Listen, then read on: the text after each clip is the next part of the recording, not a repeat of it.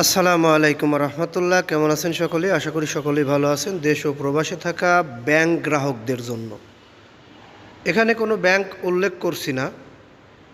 Bank গ্রাহক যারা রয়েছেন তাদের জন্য এখনকার নিউজটি খুবই গুরুত্বপূর্ণ, কারণ যুগান্তরে একটি নিউজ প্রকাশিত হয়েছে যেখানে বাংলাদেশ ব্যাংকের অর্থনীতিবিদ কিছু সমালোচনা করেছেন। তার হেডলাইন দেওয়া হয়েছে, দেশের অধিকাংশ ব্যাংকে টাকা রাখলে ফিরে পাওয়ার সম্ভাবনা কম।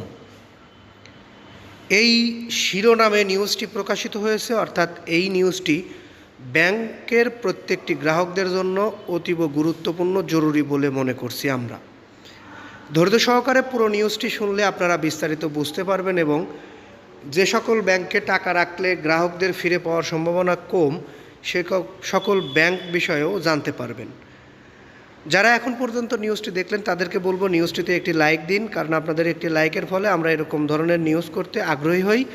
ভালো লাগলে কমেন্টে আপনাদের মতামত জানাবেন। বিশেষ করে পরবর্তীতে আমাদের এই রকম নিউজ পেতে অবশ্যই চ্যানেলটি সাবস্ক্রাইব করে বেল বাটন অন করে বসুন। সাধারণ মানুষের সঞ্চয়ের জন্য লিজিং কোম্পানি, শেয়ার বাজার, বিমা ও সমবায়ের মতো ব্যাংক খাত এখন অনিরাপদ। বিনিয়োগ বা সঞ্চয়ের নিরাপত্তা নেই। হাতে গোনা কয়েকটি ব্যাংক ছাড়া বেশিরভাগে টাকা রাখলে মুনাফা তো দূরের কথা, আসলই ফেরত পাওয়া যায় না। বাংলাদেশ ব্যাংকের তথ্য অনুসারে বর্তমানে দেশের ব্যাংক খাতে খেলাপি ঋণ 5,57,000 কোটি টাকা, যা মোট বিতরণকৃত ঋণের 30.60%। এছাড়া খেলাপি ঋণের প্রকৃত চিত্র আরও ভয়াবহ। বহু ব্যাংক বছরের পর বছর প্রকৃত তথ্য গোপন করেছে। হাতে গোনা কয়েকটি ব্যাংক ছাড়া বাকিগুলো আস্থা ভয়াবহ অবস্থা।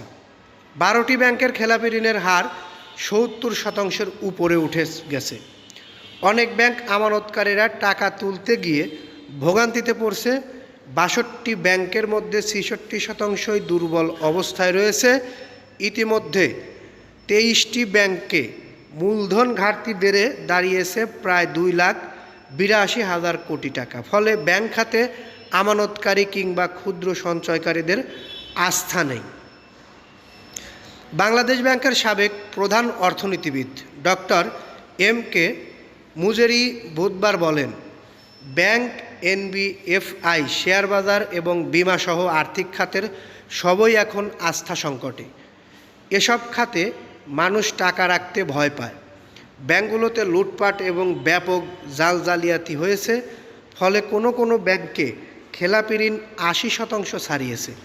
এর ফলে কয়েকটি ব্যাংক ছাড়া বাকিগুলো আস্থা হারিয়েছে গ্রাহকদের। তাদের অবস্থাও এখন খুব খারাপ।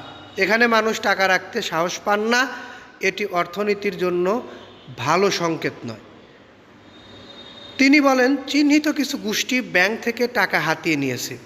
তারাই আবার ব্যাংকের মালিক। আবার ব্যাংক থেকে টাকা লুটের ক্ষেত্রে নিয়ন্ত্রক সংস্থাও যোগসাযোগ রয়েছে। তিনি বলেন, এনবিএফআই এর অবস্থা আরও খারাপ।